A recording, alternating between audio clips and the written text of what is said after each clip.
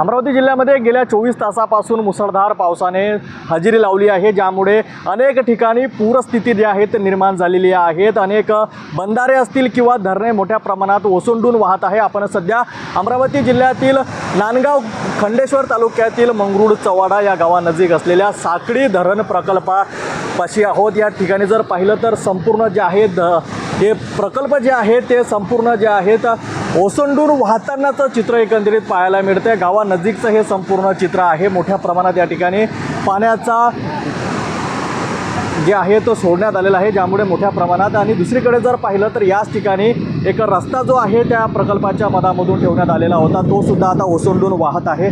संपूर्ण रस्ता जो आहे तो पाण्याखाली गेलेला आहे। मात्र नागरिकांना जे आहे तो सुरक्षेची कोणत्याच प्रकारची या ठिकाणी उपाययोजना करण्यात आल्याचा चित्र एकंदरीत पाहायला मिळत नाही आहेत। या ठिकाणी मोठ्या प्रमाणात नागरिक जे आहेत ये जा करत असल्याचं चित्रसुद्धा आपल्याला पाहायला मिळते। मोठ्या प्रमाणात धोक्याचा हा पूल आहे, मात्र या ठिकाणी कुठल्याच प्रकारचे कर्मचारी असो किंवा कुठल्याच प्रकारची उपाययोजना नागरिकांच्या साठी करण्यात आलेली नाही। त्यामुळे नागरिकांच्या जीवाशी हा खेळ आहे का असं सुद्धा या ठिकाणी माहिती समोर येत आहे।